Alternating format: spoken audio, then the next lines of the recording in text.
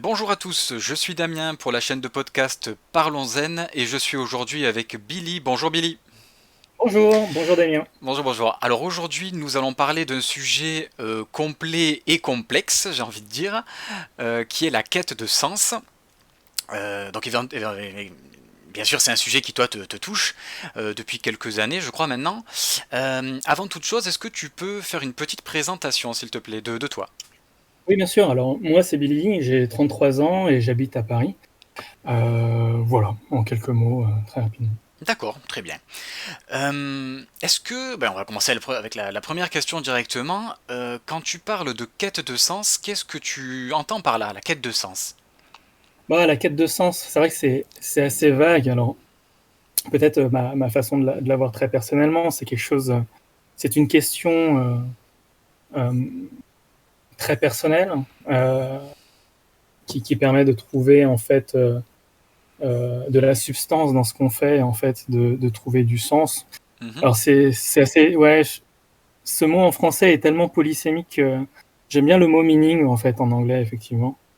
D'accord. Alors je sais pas si les anglicismes ici ça va ou quoi, mais Essaye toujours, on va voir si ça passera au ouais. public. Non mais juste voilà, moi je préfère, j'aime bien le mot meaning parce que alors sens quelque part ça fait sens aussi parce que en fait quelque part en mathématiques il y a la direction et le sens. La direction c'est un peu donné par une ligne, on peut aller vers l'avant ou vers l'arrière, enfin d'un côté comme de l'autre de la ligne. Oui. Le sens, c'est donner une direction. Enfin, c'est pas donner une direction particulière, justement, là, c'est un abus de langage. Le donner un sens, c'est de dire, on va de ce côté-là, de cette ligne, enfin, ou dans ce sens-là, dans Oui. ce sens ou dans l'autre. Voilà. Mhm. Et du coup, euh, et du coup bon, je fais une petite digression, et du coup, je trouve ça drôle qu'on appelle ça comité de direction, mais passons. Oui, c'est vrai, oui. Euh, dans les entreprises. Mais du coup, voilà, la quête de sens, c'est vraiment quel sens donner à sa vie. C'est pas tellement en fait la question métaphysique de pourquoi on existe. En fait, ça, à la limite, j'ai envie de dire, c'est une question existentielle. Hein, percé, chacun a sa réponse ou pas. Mhm. Euh, mais c'est plus de se dire comment j'arrive à donner du sens à ce que je fais, à ma vie peut-être, ou au travail. Ouais, c'est peut-être ce qui Ouais. est compliqué avec la quête de sens, comme tu le dis, et comme on l'entend, c'est qu'en fait, ça regroupe tellement de choses, je crois, que du coup, quand on parle de quête de sens, je crois qu'on pourrait presque y donner autant de définitions que de personnes qui en parlent, quoi. Et c'est pour ça que c'est intéressant quand tu dis que c'est quelque chose de très personnel, en fait. Parce que tu vas avoir ta Ouais. définition, mais je suis pas sûr que ce soit précisément la même définition, ou en tout cas les mêmes... Mm. Ouais, tout à fait. Oui, c'est hmm, vrai. C'est quelque chose de très large. C'est vrai que moi, j'ai tendance à aborder cette question de façon assez large et holistique, mhm. d'essayer de voir la quête de sens comme quelque chose qui impacte en fait toutes les facettes d'une vie. Hein. C'est-à-dire que on peut peut-être se poser la quête de sens dans le travail, Oui, clairement, bien juste sûr, ça. bien sûr. Mais moi, pour moi, ça ne suffit pas. Mhm. Euh, Cette vision en fait de de faire la dichotomie entre le travail et la vie privée, c'est quelque chose que je n'arrive pas à faire, que je ne souhaite pas faire d'ailleurs. C'est quelque chose que, naturellement, hein, je ne saurais pas dire pourquoi ou quoi, mais voilà. Et du coup, c'est pour ça que cette quête de sens, pour moi, d'ailleurs, elle a pris pas mal de temps, comme tu l'as dit, depuis 3 ans, effectivement, Mhm. à peu près, c'est ça. Euh, recoupe en fait tous les aspects de ma vie. Mm. D'accord. Donc ça se concentre pas ouais, sur un seul élément, quoi. C'est vraiment de manière globale, si j'ose dire, pour toi. Ouais, totalement. Ouais, ouais. D'accord. Depuis quand est-ce que tu t'intéresses à la quête de sens? Alors depuis 3 ans ou depuis plus que ça? Ben, oui, enfin, on peut dire plus précisément depuis 3 ans. Oui. C'est-à-dire que moi, j'ai toujours été un grand curieux et que j'aime bien me poser plein de questions, tout remettre en question d'ailleurs, et tout questionner, mais tout remettre en question aussi, Ouais. pour tout simplement m'en faire ma propre idée. Et du coup, il y a 3 ans, en fait, a commencé quelque chose de plus précis parce que je perdais de sens, enfin, je perdais du sens au travail. Je pense que pour la majorité des gens qui se posent cette question un peu floue de la quête de sens, souvent ça commence par là, notamment j'allais dire, dans des métiers un peu euh, corporate ou de bureau, Oui. de paperasse, etc. Je pense que ça vient de là, en fait, en tout cas pour moi, et je pense que pour la majorité des gens aussi. D'accord, c'est une question que j'allais te poser dans tous les cas, parce que c'est vrai que ça m'intéresse carrément.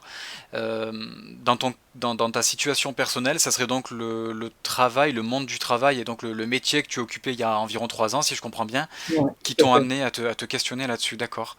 Oui, très précisément, c'est ça. En fait, moi, le parcours que j'ai fait, bon, sans vouloir être trop long sur ce côté un Non, peu non, mais plus. si, vas-y, développe, si ça peut aider, Ouais, justement, vas-y, oui, bon, oui, tu peux. ok, ok.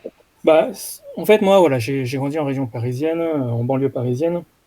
Arrivé à Paris, après le lycée, je savais pas trop quoi faire. Je viens enfin, je suis né de parents immigrés. Donc, mon père, en fait, est cambodgien français.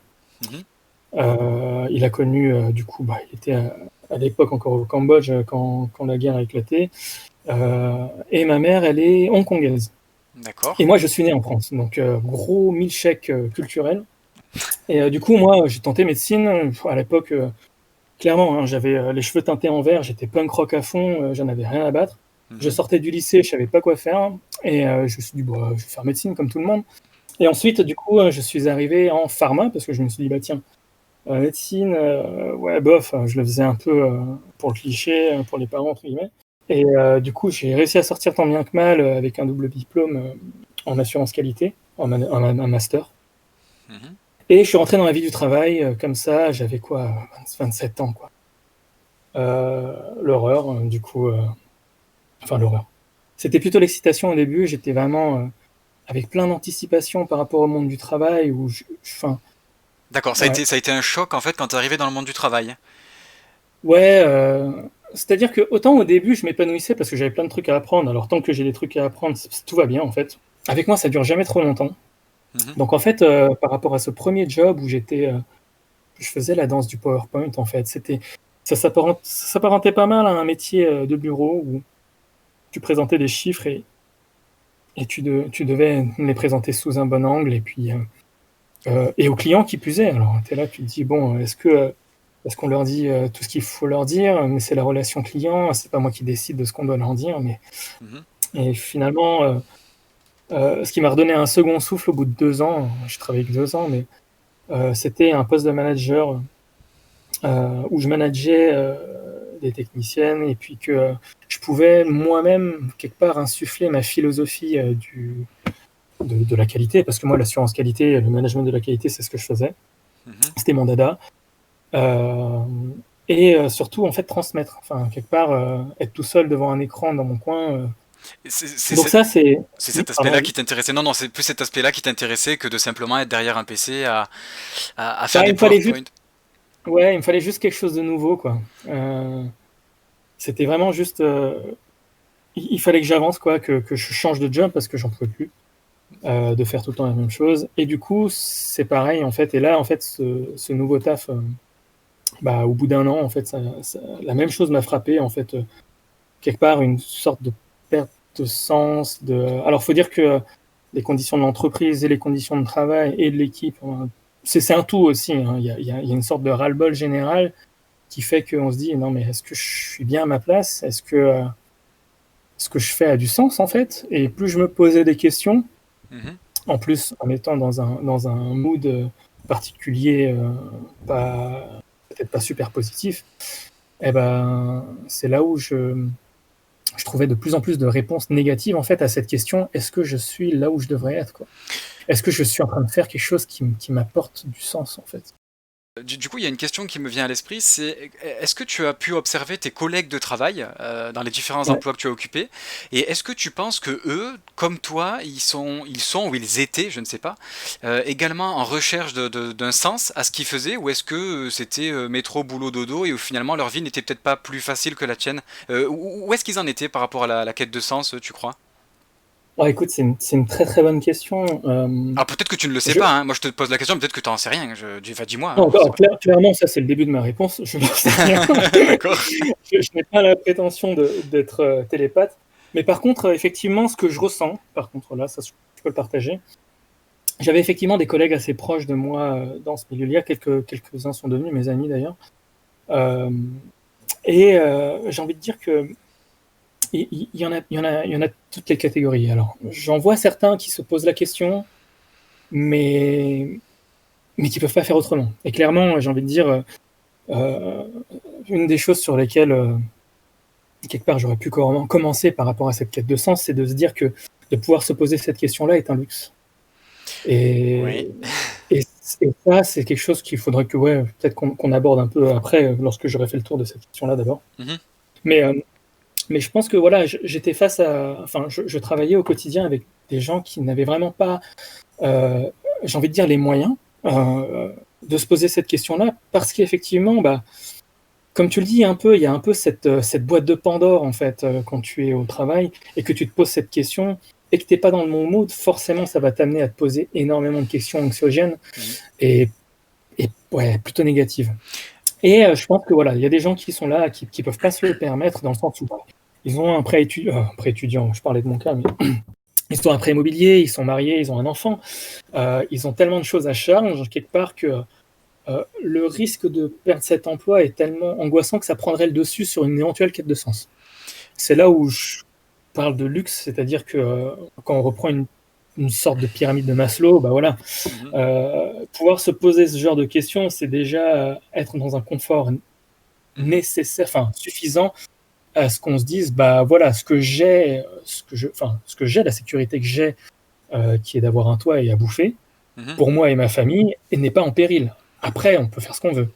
Oui. Mais dès lors qu'on se pose une question ou qu'on fait quelque chose qui peut mettre en péril cette stabilité, clairement, c'est red flag. Enfin, voilà. Oui, c'est là que tu mets le doigt dans un engrenage où t'es pas sorti, quoi. Tu sens que là, tu vas t'engager dans un truc. Alors, clairement, moi, je pense que, après, je suis pas psychologue, hein, mais que ça peut être une cause de burn-out assez grande. Des Ouais. gens qui ne s'y retrouvent pas du tout dans leur travail et qui se. Alors, burn-out, c'est pas que ça, hein, Oui, bien sûr. mais, et du coup, qui se mettent tellement la rate au courbouillon, qui se stressent tellement par rapport à leur taf, parce qu'ils en ont besoin de ce taf, et du Mhm. coup, ils se mettent tellement la rate au courbouillon qu'au bout d'un moment, ça pète. Ouais. Alors, je comprends tout à fait ce que tu dis. Pour être honnête, je suis même assez d'accord. Enfin, c'est quelque chose que j'ai vécu il y a un certain nombre d'années également. Notamment ces questions qu'on se pose, le sens qu'on a au travail, tout ça. Mais il y a quand même une question qui me vient. Là, je suis vraiment désolé, je vais me faire l'avocat du diable. Est-ce que finalement, ça serait pas plus facile de ne pas se poser de questions du tout et sans être méchant, mais d'être un petit peu un imbécile heureux entre guillemets, c'est-à-dire de pas aller jusqu'à ton niveau de, je vais pas dire ton niveau de conscience, mais ton niveau de réflexion et de simplement Ouais. aller au boulot, peu importe que ce soit un boulot intéressant ou pas, et juste faire son boulot, rentrer le soir, embrasser tes gosses et vivre ta vie et être sur Netflix en mangeant des pop-corn le soir. Est-ce que ça serait pas plus facile finalement? Ah, mais tu l'as dit, c'est plus facile, clairement. C'est quelque chose, alors moi, personnellement, qui me convient pas. Après, je pense que voilà, c'est là où c'est très personnel. C'est une vie, voilà, que je me souhaite presque, en fait. C'est quelque chose que je ne suis pas capable de faire en plus. D'accord. Euh, et c'est là où, enfin, c'est étonnant, enfin, c'est étonnant, je sais pas. Mais quand je voyais, bah, par rapport à ta question précédente, quand je voyais tous ces gens en fait qui s'accommodaient de cette situation qu'ils ne désiraient pas, Mhm. clairement, faut dire ce qui est, parce que, enfin, faut dire ce qui est, ouais. Enfin, la Boétie en parle beaucoup mieux que moi dans le discours de la servitude volontaire. Mhm. Mais c'est un peu ça, quoi. Mhm. Euh, euh, moi, j'y arrive pas. Je suis pas forcément un révolté, je l'ai été, un révolté du système. Je commence à mettre beaucoup d'eau dans mon vin quelque part aujourd'hui, mais je sais en tout cas que ça ne me convient pas en fait. C'est-à-dire que je peux, si tu veux, demain, je peux, alors moyennant que je trouve un job, parce que là j'en ai pas, mais je peux retourner à ce genre de routine, mais Oui. je sais très bien que qui va me suffire de 6 mois, 2 ans Mhm. pour que je me sente vraiment malheureux, quoi. D'accord. Ok. Ouais. Si je voudrais exagérer un peu ou pour le voir un peu différemment, en fait, si je comprends bien, t'es juste quelqu'un qui est pas suffisamment obéissant, quoi. T'es pas assez docile, malheureusement. Désolé, hein. Ah non, non, t'excuses pas, il y a de ça. Ouais, ouais, il y a de ça. Hmm. Si tu veux, un truc récemment que j'ai lu qui m'avait pas mal parlé, c'était Albert Camus par rapport à sa notion de révolte, en fait, face au déterminisme, quelque part, au côté un peu nihiliste, enfin, cette vision un peu nihiliste de la vie que certains pouvaient avoir. Et il parlait de cette révolte-là par rapport au thème de la mort, hein. C'est un peu morbide, mais bon, pardon. Mais en fait, cette idée-là, je la vis en fait par rapport aussi à cette idée de révolte, je la vis aussi par rapport à effectivement cette docilité dont tu parles que je ne saurais en fait faire preuve. Mhm. Clairement, clairement, c'est quelque chose que s'il n'y a pas de sens derrière, et c'est là un peu encore une fois une autre façon de voir la quête de sens, s'il n'y a pas de sens derrière ce que je fais ou d'être docile, Mhm. je n'ai aucune raison de l'être. Oui. Et, ouais, mais en gros, quelque part, moi j'aime bien penser que qu'on devrait vivre en fait tous, tout un chacun en fait à la hauteur de, enfin si on peut se le permettre déjà, bon encore une fois, hein, je parlais que c'était un luxe, hein, Mhm. euh, qu'on devrait vivre en fait à la hauteur de nos rêves quelque part. Et si tu veux, c'est un peu ce côté-là où bah, la docilité, ça parle de soumission, ça parle de, je sais pas, Ouais, de d'obéissance, domptage, quoi. Oui, d'obéissance, de d'obéissance. domptage. Ouais, ouais. Mhm. Ouais, et clairement, ça, bah, effectivement, dans le monde du travail, ça se matérialise par le contrat de travail, qui est un contrat qui lie une personne à une entreprise et un lien de subordination, Oui, clairement. oui, il y a la hiérarchie de l'entreprise également. Oui, bien sûr, bien sûr. Oui, oui. Voilà. Donc effectivement, de mon côté, il y a un peu, il y a un peu ce côté révolté, il y a un peu ce côté, je sais pas si c'est mon histoire punk, mon côté punk qui ressort encore aujourd'hui. Ouais, ouais, peut-être, mais Mais je sais pas. Mais après c'est moi ce que je trouve inquiétant. Je suis obligé de le placer vas-y, je t'en prie. pour les quelques auditeurs qui seraient pas encore dans cette quête de sens. Je préfère prévenir, même si je ne me fais l'apôtre de rien du tout. Mais c'est que et bien sûr, je t'écoute parce que ça fait écho également à mon histoire et c'est en partie aussi pour ça que tu es là aujourd'hui. Mais j'ai l'impression que, et c'est pour ça que je reviens dessus, que la problématique dans tout ça, c'est que encore une fois, voilà, quand tu mets le doigt dans l'engrenage, je suis pas sûr que tu puisses revenir en arrière. Et d'une certaine manière, tu l'as dit toi-même, tu dis oui, tu serais capable de retourner à un boulot Ouais, lambda, hein, on va pas citer de travail, peu importe, à un ouais, boulot lambda, mais tu sais déjà en fait, et j'en sais quelque chose puisque ça m'est arrivé, que au bout de 6 mois, 1 an, 2 ans, tu vas péter un câble en fait. Je sais pas comment le dire autrement, tu vas arrêter quoi. clairement, clairement. Ouais, ouais, clairement. Et donc, enfin, je préviens les gens, encore une fois, voilà, hein, c'est pas du tout de la vantardise ou quoi, de la prétention, absolument pas. Mais c'est vrai que quand on met le doigt là-dedans, je suis pas certain qu'on en revienne et je ne sais même pas s'il est possible de faire marche arrière en fait. Je sais pas ce que t'en penses, mais je sais pas. Non, je pense pas qu'il est possible de faire marche arrière parce que, enfin, ton image de l'engrenage est vraiment très parlante. Je pense qu'elle est très pertinente.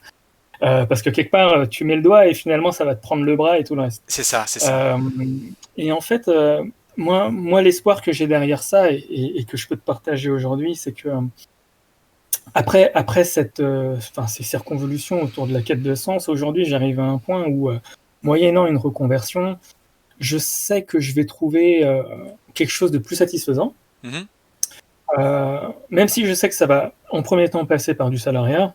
mhm, J'ai aussi derrière, à terme, en fait, une sorte de rêve, en fait, mais c'est pas un rêve, c'est plus ouais, plutôt un projet, mhm. plutôt un projet qui aujourd'hui, pour moi, est hors de portée, au moins financièrement, mais du coup, qui me tient tellement à cœur que ce projet va m'aider à donner du sens au fait à tout ce que je vais faire d'ici à ce que je l'atteigne.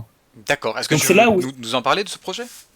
oui, bien sûr, bien sûr. Mais en fait, pour finir, en fait, c'est là où c'est fort, en fait, c'est-à-dire que euh, moi, en tout cas, c'est très personnel, mais c'est vrai que j'ai mis le doigt dans l'engrenage. C'est vrai que je me suis fait broyer, et c'est pas pour rien qu'à l'époque on appelait Paris la grande broyeuse.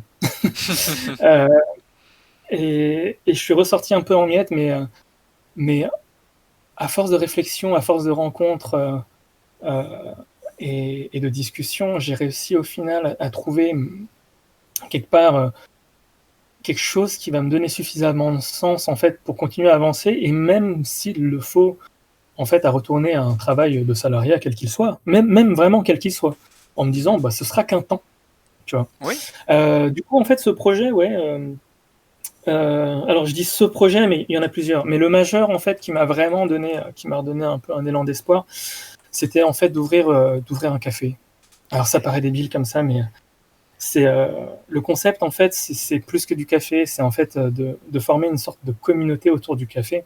Mhm, Là en plus aujourd'hui, je m'intéresse beaucoup à la nourriture à la base de levain, donc J'arrive très bien à voir du pain, des sandwichs, de la pizza ou le vin dans cet endroit-là. Mhm. Mais l'idée, c'est vraiment un lieu d'échange, en fait. C'est un lieu où les gens se retrouvent. Alors, effectivement, un peu comme le concept du tiers-lieu à la Starbucks, que je déteste, hein, Starbucks, voilà. Mhm. Mais cette idée de tiers-lieu, que Starbucks a très bien réussi à fabriquer, même s'il est totalement déshumanisant, mais c'est un autre projet. Mhm. Et justement, là, c'est un projet de donner un peu d'humanité à un projet de tiers-lieu où les gens sont pas là que pour être seuls, à plusieurs, en fait. Seuls face à leur écran, avec leur café, à plusieurs. Mhm. Seul à Euh, plusieurs, c'est intéressant, ouais, ça veut tout dire, oui, ouais. Mhm. c'est Mhm. exactement ça, hein. Dans les transports en commun, c'est beaucoup ça aussi. Bien sûr. Et du coup, en fait, dans cet espace-là, moi, ce que je voulais faire, c'était de créer des events, parce que maintenant, il y a plein de supports sur Internet, ne serait-ce que Facebook, Mhm. enfin, de créer des events pour que les gens se retrouvent autour d'un thème. Voilà, par exemple, l'interview que tu proposes donne aux gens l'occasion de s'exprimer sur un sujet. Mhm. Et ben, quelque part, ce genre de soirée ressemblerait à ça, où il y aurait un sujet prédéterminé ou pas, ou selon les envies des gens. On pourrait visionner une vidéo, peut-être un TED Talk, peut-être qu'il y aurait une petite lecture d'un article de recherche sur un sujet particulier, psychologie ou whatever. Mhm. Et derrière, on pourrait échanger, quoi. Et Mhm. derrière, on boit de l'eau. Enfin, il n'y a pas besoin de s'alcooliser pour ça. Mhm. Et puis, on échange des idées. Et puis, c'est cool. On passe un beau moment et on sort de là en ayant tous un peu grandi, quoi. Ouais, ouais, c'est bien de le dire comme ça, tous un peu grandi. Ça va dans le sens de la quête de sens, c'est faire connaissance, se construire avec les connaissances des autres peut-être, échanger sur un domaine commun, enfin un sujet commun. C'est ça. Euh, Et puis soi-même grandir aussi. Et, ouais, tout à ouais. fait. Apprendre de tout ça. Alors c'est marrant parce que du coup, à la dérision, ouais, de manière dérisoire, j'allais dire c'est marrant, il y a des gens sur Discord qui proposent des interviews, ils sont complètement illuminés, hein, ces gens-là. Ils proposent des interviews pour parler de sujets précis, et c'est un peu ce que tu décris pour ton bar, et oui, moi je me retrouve là-dedans parce que c'est indirectement, enfin je pense qu'il y a des choses qu'on fait des fois peut-être inconsciemment, mais qui ont un but derrière, sans qu'on s'en aperçoive nous-mêmes. Et je crois que je suis assez fort pour ça, malheureusement pour moi. Mais je crois que l'idée de cette chaîne de podcast, c'est un peu ça, et ton projet bah, est dans la continuité de ça, et c'est super, ouais, c'est super intéressant, d'accord. Voilà, donc cela c'est vraiment pour décrire un des projets qui me disent bon, effectivement, moi, je suis pas, alors, encore une fois, je suis pas sans le sou, ça va, je peux me permettre quelque part de prendre le temps de faire cette quête de sens, hein. Aujourd'hui, je suis au chômage. Mhm. Euh, mais j'ai pas les sous pour monter une entreprise, ou enfin, même pour ouvrir un café, même si c'était en province, et je le ferais très bien. Mhm. Ça aurait même peut-être plus de sens d'ailleurs. D'accord. Et du coup, ou à l'étranger, hein. Et du coup, ouais, c'est quelque chose qui m'a redonné de l'entrain. Après, c'est une réponse parmi d'autres, moi-même, que j'ai trouvé. Donc, effectivement, le warning que tu donnes sur cette quête de sens, moi, je trouve que, c'est un peu comme, j'ai encore cité de la philosophie, mais c'est un peu comme l'allégorie de la caverne de Platon, quoi. C'est-à-dire que tant que tu te poses pas cette question de la quête de sens, tu Mhm. vis en fait d'une illusion, en fait, une sorte d'illusion où tout te tombe dessus et que, bon voilà, tu sors de tes études, quelles qu'elles soient, que tu en aies fait ou pas d'ailleurs, bah, tu vas chercher du boulot, et tu vas chercher du boulot, et puis après derrière, bah voilà, tu as ta petite vie, et puis tu vas te marier, tu vas avoir un enfant, et tout va bien. Ouais, et je Mais trouve... Pardon, vas-y, vas-y. non, non, mais en fait, non, non, vas-y, parce que tout ce que j'allais dire, c'est qu'il y a plus que ça, quoi, pour moi, dans la vie. Mais voilà. Ouais, Mm. parce que justement, j'allais dire, il y a un moteur intéressant pour, enfin intéressant ou pas, ça dépend comment on voit les choses, mais dans ce que tu dis, le fait de pas trop se poser de questions, d'aller essayer de trouver un boulot, de gagner sa vie Ouais. et de fonder une famille, il y a un moteur intéressant et à la fois peut-être un peu vicieux à ça. Mm, Pour moi, c'est l'argent, tout simplement. C'est-à-dire que peut-être que pendant que tu es occupé à faire la course pour essayer d'évoluer dans ton milieu, enfin si tant est qu'on puisse encore évoluer en 2020, ça c'est un autre débat, enfin, évoluer facilement en tout cas, je veux dire, en ouais, ouais, 2020, bien sûr, bien sûr. le fait d'avoir cette course à l'argent, tu sais, moi j'imagine un peu un commercial dans son entreprise, tu sais, un peu monde de requin, ou même juste en grande distribution. En fait, t'es pas obligé d'être un commercial qui va faire du Bien porte-à-porte, mais sûr. tu sais, cette idée un peu du travail aujourd'hui où en fait, le fait d'évoluer dans ton entreprise, c'est un objectif en soi. Le fait de gagner beaucoup d'argent, ben là, c'est encore plus un objectif en soi parce que ça va te permettre d'encore plus consommer. Donc, t'imagines, ta vie va être trop bien, c'est génial, waouh, c'est super cool.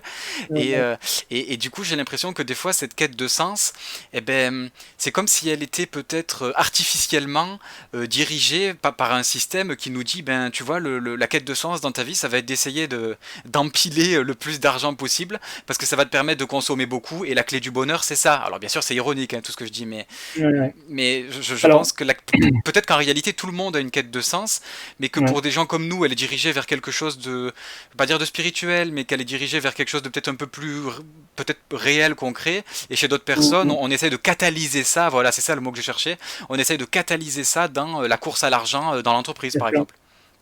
C'est marrant, c'est marrant, c'est pas marrant, mais c'est très pertinent ce que tu dis. Ce sont des questions en fait que j'ai beaucoup, ouais, que je me suis beaucoup posé, et tu as raison en fait. Enfin, laisse-moi trouver mes mots.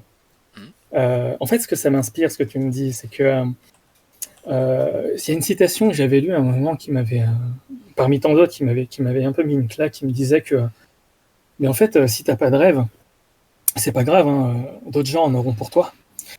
Ah, Ça ressemble un peu à ça, en fait. C'est-à-dire que si toi-même, quelque part, ce que tu as te convient, et il mhm, n'y a aucun jugement de valeur. Vraiment, je suis pas en train de dire que ceux qui n'ont pas fait d'études et ceux qui ont fait des études, ou ceux qui sont cadres, pas cadres, ou ceux qui machin.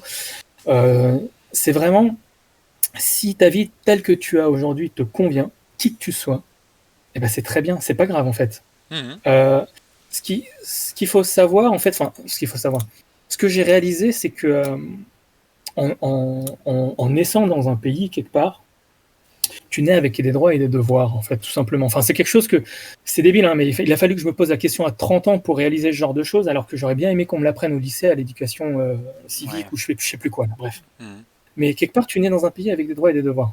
mhm, Les droits et les devoirs, ça veut dire que, oui, effectivement, tu as les droits de l'homme, tu as plein de droits qui te sont attribués à la naissance. Et waouh, en France, mais on est tous des privilégiés de ouf, on s'en rend pas compte. Mais bon. mhm, Euh, mais d'un côté aussi, ça implique des devoirs. Les devoirs, c'est qu'en fait, cet État, il se construit pas sur des gens qui sont juste oisifs, point barre. mhm, Entre guillemets, oisifs. Alors, la définition encore, faudrait la préciser, parce que là j'utilise le terme oisif dans le sens un peu négatif, péjoratif, où on fout vraiment rien.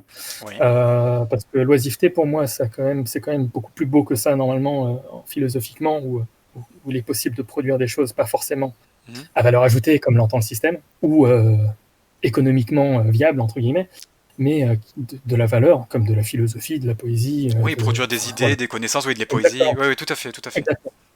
Et du coup, là où je voulais en venir, c'est que effectivement, par défaut, en naissant dans un pays, bah, on te dit, bah écoute, voilà, t'es né ici, la voie toute tracée, elle est là. C'est-à-dire que tu vas à l'école, hein, derrière tu trouves un taf, Mhm, et derrière tu payes tes impôts. Et quelque part, ça c'est la voie classique, entre guillemets, qui fait que l'État tourne, en fait, que l'économie tourne, parce que en fait, faut pas l'oublier qu'on est dans un comment dire, qu'on est dans un pays capitaliste qui fonctionne comme ça. Il faut que mhm. l'économie circule pour que la richesse, entre guillemets, enfin bon, bref, Pour je que ça suis pas fonctionne, quoi. expert. Oui, oui, pour que ça Voilà, tourne, quoi. forcément. Oui, oui, oui, Et du coup, ça va très bien tant que tu rentres dans les rouages, en fait. oui. Ouais. Euh, mais effectivement, bah, il peut arriver qu'on se pose la question de dire est-ce que ça me convient tout ça bah, là, c'est ce que je disais. Si on peut pas faire autrement que de faire ça, ou alors qu'on ait les capacités, j'allais dire financières, ou peut-être même morales, ou j'allais dire mentales ou intellectuelles, peu importe, hein, Mhm. mais les capacités, les moyens de se poser cette question-là au sens large, ben, si on ne les a pas, c'est pas grave. Quelque part, on a la chance d'être dans un pays euh, qui, entre guillemets, qui fonctionne et qui est pas à la rue, quoi, entre guillemets. Oui, au final, Euh, oui. Ouais, ça tourne quand même ouais, bien comme ça. Enfin, bien, je sais pas, mais ça tourne quand même comme ça, et ouais, ouais. Mhm. ouais, c'est-à-dire que malgré tout le mal qu'on peut voir, et puis je pense on a pas mal on partage pas mal d'idéologies en commun, tous les deux. Bon, on en parlera en off peut-être. Mhm, mhm. Mais, mais malgré tout, en fait, moi, je suis dans un effort effectivement de travail de gratitude, de reconnaissance, de me dire que bah putain, pardon, que ouais, j'ai quand même énormément de chance d'être né dans ce pays-là, Mhm. où j'ai largement plus de droits euh, et de moyens, en fait, et ne serait-ce qu'à la naissance, que dans le pays où était née ma mère, c'est-à-dire Hong Kong. Il faut Mhm. dire qu'aujourd'hui c'est chinois. ou au Cambodge, là où est né mon père, et c'est-à-dire un pays complètement laissé en ruine par la guerre. Mhm. Donc quelque part, voilà, enfin, moi avec ce passé-là, j'arrive à me rendre compte de ce gap-là, même si quelque part, bon voilà, je m'insère en fait dans un pays qui a un lourd passé colonial, qui a un lourd passé, enfin toutes ces choses-là hein, qui ont des conséquences psychosociales énormes Mhm. et qu'on voit beaucoup, qu'on entend parler beaucoup. Mhm. Euh, et je m'éloigne du sujet, je Non, pense. non, mais Je c'est pas digresse un grave. peu. Non, non, non, non, non, non, non. Pas spécialement, c'est intéressant. Il y a quand même un point sur lequel je veux revenir, on pourrait passer, mais c'est trop intéressant pour passer. Sur le... Alors c'est un peu compliqué à exprimer peut-être. Lorsque tu dis que lorsque tu faisais tes études, tu aurais peut-être préféré à l'époque que déjà on t'oriente un petit peu sur cette quête de sens. Et en fait, je m'aperçois pendant que tu le dis, je le savais déjà, mais c'est une idée qui était endormie dans ma tête depuis un moment maintenant. Euh, Mm. En fait, je crois que ce qui est problématique, c'est que d'un côté, on aimerait que l'école, et moi c'est pour ça que j'ai un gros problème avec l'éducation nationale, mais ça on pourra peut-être en parler dans un autre podcast, On va s'entendre. j'ai un très gros problème avec ça, mais d'une part, et surtout je pense, entre parenthèses, je suis désolé, je suis obligé de le dire, qu'il y a que les professeurs dans l'ensemble ne se rendent pas compte en plus, c'est ça qui est le pire, c'est qu'en fait ils sont conditionnés à apprendre des choses et eux-mêmes ne se rendent pas compte de ce qu'ils communiquent, notamment aux plus jeunes, ou en tout cas de l'impact que ça a sur eux, et c'est pour ça que c'est une catastrophe. Mais ceci étant dit, et c'est pour ça que là je me fais quand même l'avocat du diable, hein, je suis un peu là pour ça aussi, euh, Mm. j'ai l'impression que tu aurais voulu qu'on donne plus de sens, enfin que les profs t'aident à donner plus de sens à ton existence, et en même temps, il faut pas oublier, et tu m'arrêtes si je me trompe, ou tu m'arrêtes pour me donner ton avis, mais j'ai quand même l'impression que pour que le système marche et pour qu'il se maintienne, notamment dans cette société capitaliste, mais ça serait sans doute vrai avec un autre type de truc, hein. Moi je suis pas là pour faire l'échelle des sociétés, euh, je pense que l'école est aussi un lieu dans lequel on est conditionné, et malheureusement pour que le système marche, bien ou pas, à la limite peu importe, pour que le système marche, je me demande s'il n'y a pas besoin, entre guillemets, de ce conditionnement à l'école.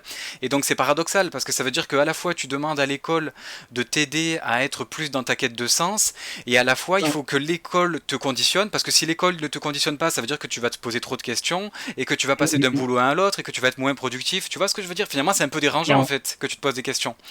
Donc, Ouais. je sais pas. Non, tu as tout à fait raison. En fait, si tu veux, ce désir que j'avais, enfin, j'aurais aimé effectivement qu'on me donne plus de sens. Avec le temps et là, je me suis peut-être, enfin, à force de questions aussi, je me suis peut-être rendu compte que c'est pas du tout le rôle de l'éducation nationale, en fait. Moi, ce que j'attendais, et c'est pour ça que moi aussi, je suis un grand révolté de l'éducation nationale, mais je me suis rendu compte que je me battais peut-être aussi contre la mauvaise personne, enfin, la mauvaise entité.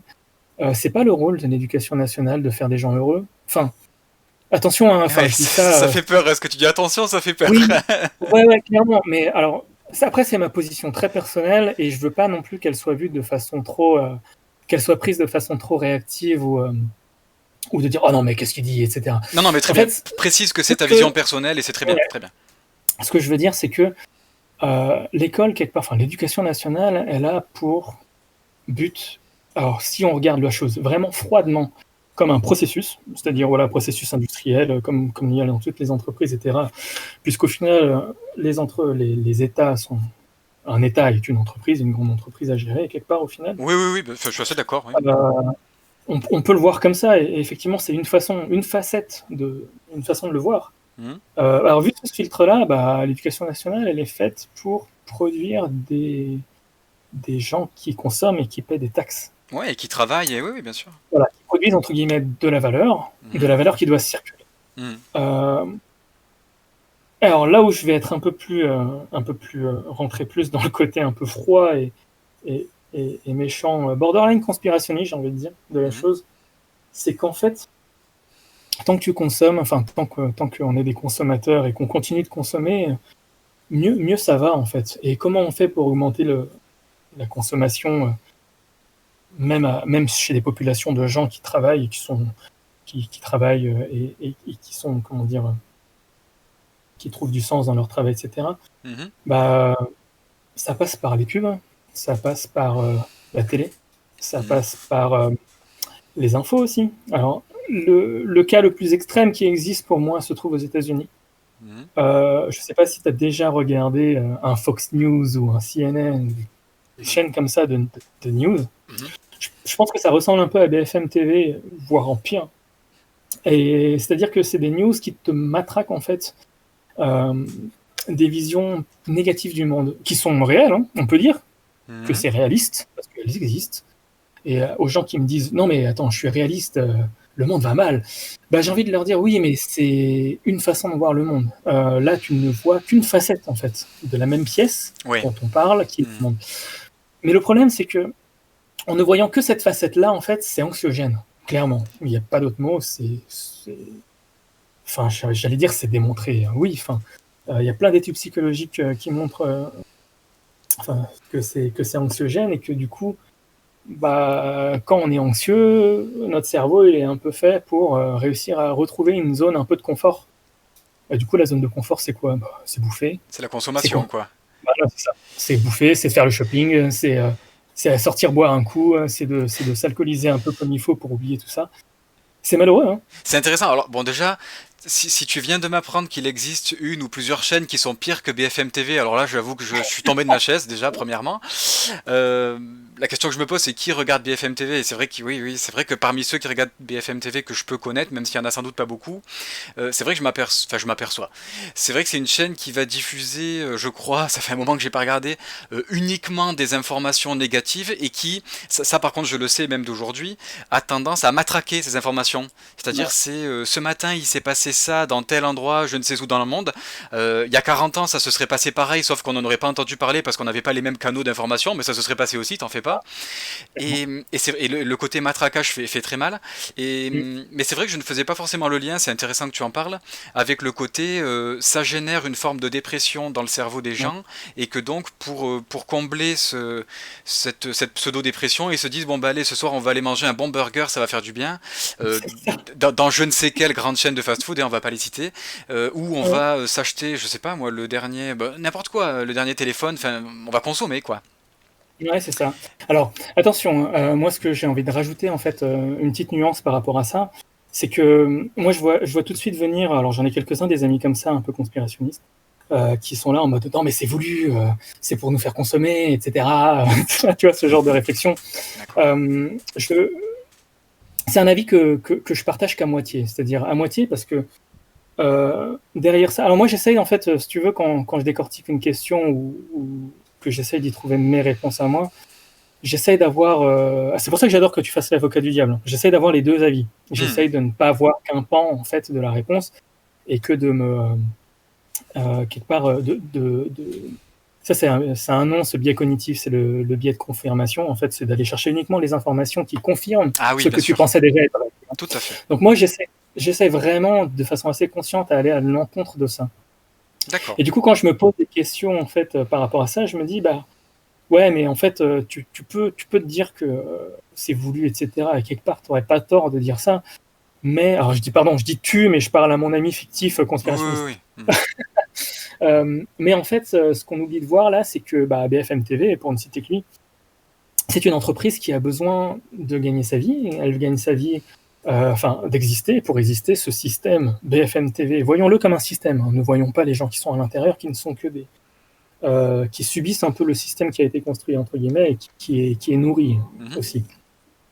Et ben, tu vois, un système, en fait, qui pour exister, a besoin de faire de l'audimat, tout Mhm. simplement. Plus il y a d'audimat, plus il y a de personnes qui voient cette pub, plus cette chaîne est rémunérée à hauteur du nombre de personnes qui voient, qui visionnent, en fait, cette chaîne.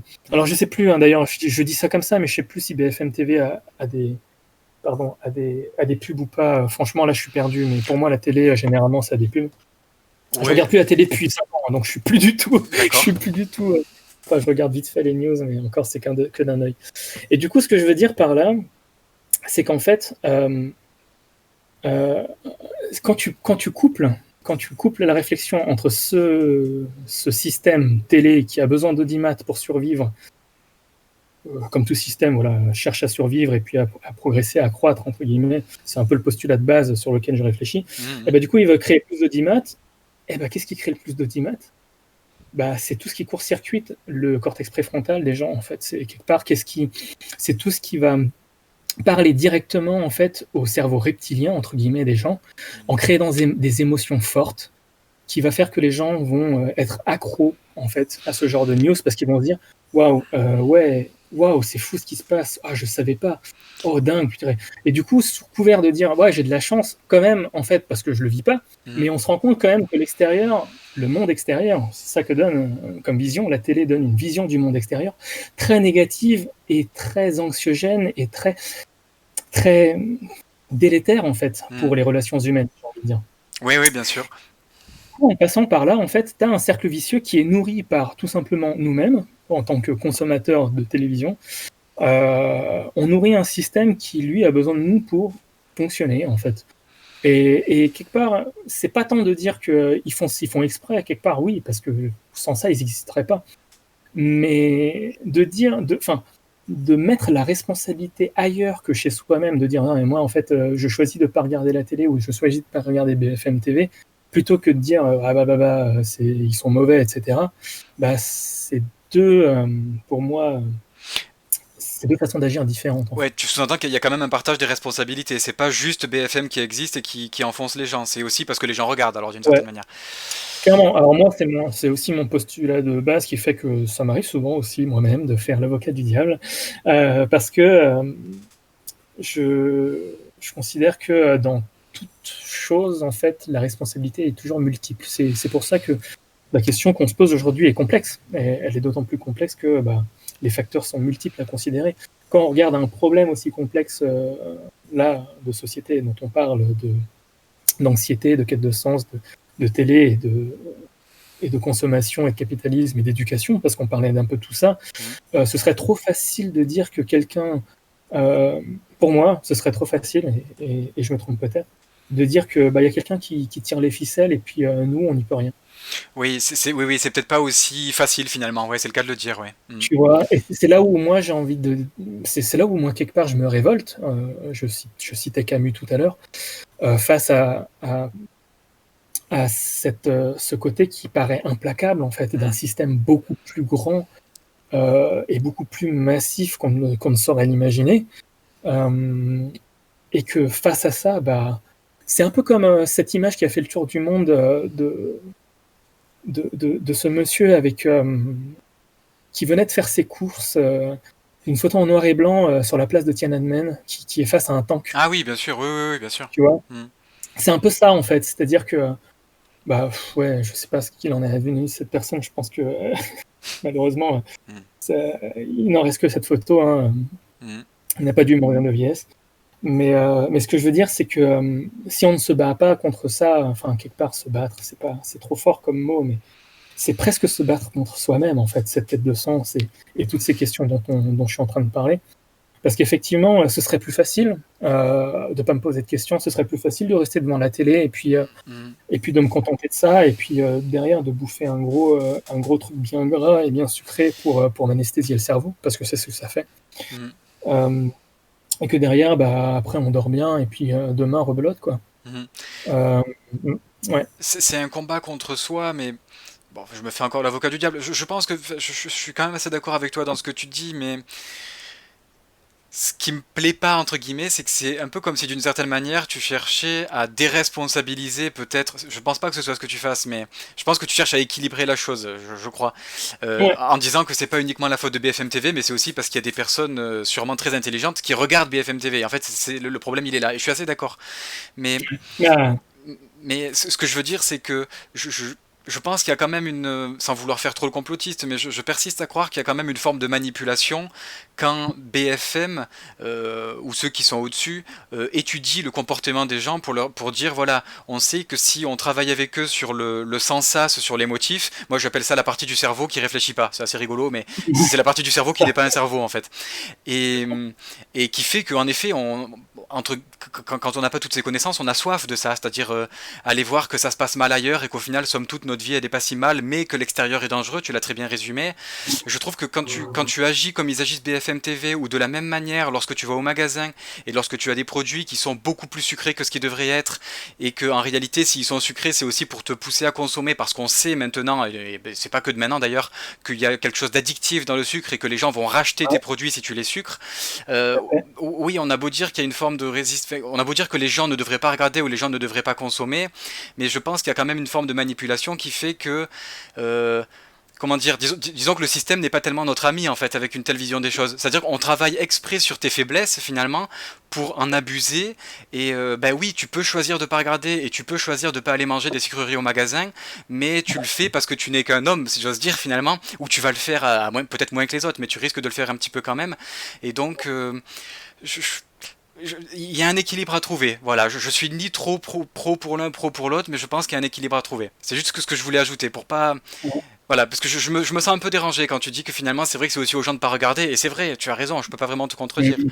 Mais Bah, ouais, bah excuse-moi. Oui, du coup, je te coupe parce que tu as totalement raison. Alors, c'est pour en fait aller dans ton sens que ce que je vais te dire, dans le sens où, ouais, quelque part, merci en fait pour cette vision qui est beaucoup plus humaniste que celle que je donnais froidement en fait d'un système, etc., système État, système entreprise, BFM, whatever. Tu as totalement raison. je voulais juste équilibrer en Euh, réalité. Moi, c'était juste pour ouais, équilibrer en fait. Voilà, bah, voilà. ouais, non, mais tu as raison. C'est-à-dire que c'est un pan que je ne réfléchis pas assez parce que au final, si tu veux, moi, je pense que c'est très personnel, c'est dans ma personnalité. C'est un combat de tous les jours pour moi. Mhm. C'est quelque part qui est devenu une habitude et qui fait que seulement récemment, je me rends compte que c'est pas une normalité pour tout le monde, entre guillemets, de faire cet effort-là. Mhm. Donc je m'en rends compte petit à petit, c'est le travail d'une vie. Mais moi, ce qui est normal pour moi, bah, justement de pas bouffer sucré, c'est justement de pas regarder les news, celles qui sont que je vois trop négatives. Bah, après, il y a des informations qui sont importantes à avoir, hein, Oui, oui, notamment oui. aujourd'hui sur le. Voilà, se renseigner ce qu'il faut dessus, mais peut-être pas tous les jours aux 20 heures Mhm. sur le même sujet, les mêmes chiffres qui changent d'un iota Mhm. pour dire la même chose et au final, C'est vrai. quelque part, ça parle. Mais pour aller dans ton sens, effectivement, j'ai tendance à oublier ce côté-là et je ne les dédouane pas, loin de là, et ça, c'est vraiment une position peut-être assez politique de ma part. Je ne dédouane pas ni les entreprises ni l'État, Mhm. parce que les deux, pour moi, doivent jouer un rôle majeur, et en premier, même l'État Ouais. doit jouer un rôle de régulation Mhm. par rapport à ce genre de choses, parce que quelque part, encore les entreprises, dans une société capitaliste, quelque part, qui a été choisie, entre guillemets, par les ancêtres qui ont fondé la nation, ça se comprend. Ok, voilà, c'est dans une suite continue, capitalisme. Bon, bah ok, écoute, une entreprise, tout ce que ça doit faire, c'est du chiffre. Comme ça, on produit de la valeur et l'État, il est content parce que du coup, ça renfloue les caisses. Les Mhm. caisses. Mhm. Là où, euh, là où l'État doit jouer un rôle majeur, bah, j'ai l'impression en disant ça, je dédouane encore un peu les entreprises, mais c'est pas vraiment le cas. Mais c'est parce que j'ai envie de parler de l'État aussi. C'est un peu par rapport. Alors là, je digresse, mais sur la question de l'écologie aussi, un orateur que j'aime beaucoup entendre, écouter, c'est Aurélien Barraud sur le sujet de l'écologie qui dit justement que, bah, effectivement, enfin, on n'y peut rien. Mhm. Euh, Être humain que nous sommes, face à, j'ai envie de dire, notre cerveau enfin, tout, ouais, notre cerveau a été construit de sorte à ce que le sucre soit une source de plaisir immense parce que on a évolué dans des milieux où le sucre était tellement rare, Mhm. c'est tellement une source d'énergie importante que forcément on va réagir aujourd'hui, après une période industrielle où le sucre a explosé, notre corps, enfin, Mhm. l'humain n'a pas eu le temps de s'adapter en fait à une nourriture plus sucrée en sucre. Mhm. Donc aujourd'hui, en fait, du sucre, c'est clairement à chaque fois qu'on en donne, c'est waouh, tout va bien, c'est trop bien, cool, Mhm. Mhm. faisons plus, mangeons plus, faisons plus de ça. Oh, il y a eu des Parce promotions que autour de ça, c'est vrai, il y a eu des promotions carrément autour du fait que manger sucré c'était très bon. Alors pas en 2020 évidemment, ça date un peu, mais oui, oui, ça existait, ouais, tout à fait. Mhm. ouais, ouais, tout à fait. Alors ça, bon, c'était oui, oui, ça c'était avant le. Oh là là, ça c'était Coca-Cola, ça à l'époque, il me Oui, oui, semble. oui, c'est Mais ça. bon, Mhm. ouais. Et du coup, ouais, c'est une digression intéressante aussi. C'est Mais vrai. du coup, là où je voulais en venir, c'est que effectivement, voilà, il y a une responsabilité pour moi de l'État, Mhm. euh, et je suis pas beaucoup plus politique que ça. Moi, la politique, c'est vraiment pas mon sujet. Mhm. Mais là où je suis un peu politisé, c'est que je me dis, ah ouais, enfin, on n'est peut-être pas capable, armé, pour résister à ce genre de choses, et quelque part, on se sabote nous-mêmes en faisant ce genre de comportements, hein, qui sont néfastes, Mhm. en étant, euh, en étant sédentaire, en faisant pas beaucoup de sport, en mangeant trop sucré, Ouais, et quelque en part, quelque part, c'est presque le sujet du jour, en étant peut-être trop obéissant, quelque part, en nous laissant trop aussi avoir par nos peut-être, oui. faiblesses. Mhm. Ouais, tout à fait. Et du coup, ouais, alors sur ce côté-là, je sais pas comment l'État pourrait nous aider, mais sur les autres, en tout cas sur la consommation, c'est vrai que l'État devrait jouer un rôle de régulation plus Mhm. fort qu'il ne l'est aujourd'hui. Et bon, effectivement, bon, pour mettre un peu d'eau dans mon vin aussi, je me rends compte, en ayant regardé pas mal de documentaires, Mhm. majoritairement américains, sur ce sujet, on n'est pas trop mal lotis, mais on est loin d'être comme les Japonais quand même, qui eux connaissent des taux d'obésité très très faibles, Ouais. tout simplement par la diversité de ce qu'ils ont à leur disposition, hein. Oui, c'est vrai, oui. Tout simplement parce que bah, dans la rue, tu vois un distributeur de boissons, il n'y en a aucune de sucrée. Ah bah merde, Et oui, bah, forcément. c'est simple, hein. Bah oui, oui, Voilà, oui, c'est bien ça. sûr. Mhm. Donc, alors que moi, je me souviens au lycée, quand il y en avait encore, t'en avais pas une qui était sans sucre. Ah si, le Coca Zéro venait d'arriver, mais bon, parlons pas des additifs. Mhm. C'est vrai. Et je sais pas si tu l'as connu, mais à l'époque, on avait aussi les distributeurs de bonbons et de biscuits d'apéro. On avait les distributeurs de chips et de biscuits d'apéro au collège, moi, à l'époque. C'était au collège, c'était même pas Ouais, au lycée. pas mal. Non, j'ai pas connu, Ah, effectivement. c'est Ouais. pas mal, c'était plutôt pas mal. Alors, Et ouais, du coup, voilà, du coup, c'est vraiment pour aller dans ton sens en disant que non, je dédouane pas, c'est pas pour les défendre. Mais ce que je prône, moi, par contre, c'est une prise de conscience. bien sûr, non, mais Et c'est un c'est pour ça équilibre. que, voilà, c'est ça exactement. C'est ça, c'est un équilibre. Moi, c'est surtout ça pour que je voulais préciser. Je voulais pas déresponsabiliser les gens et responsabiliser l'État à la place. Non, c'est vraiment un équilibre. En fait, je pense que c'est un équilibre, comme souvent. D'accord. Bon, bah écoute, merci en tout cas pour pour tout ce que tu nous as dit. On va enregistrer une deuxième partie parce que c'est très intéressant, mais du coup notre petit questionnaire, notre petit entretien n'est pas terminé. Donc on va faire une deuxième partie pour que ça s'écoute peut-être plus facilement auprès des auditeurs. Donc eh bien je te dis merci Billy et je te dis à Merci à toi, bientôt. Daniel. Un grand merci à À toi. bientôt. À bientôt. Merci.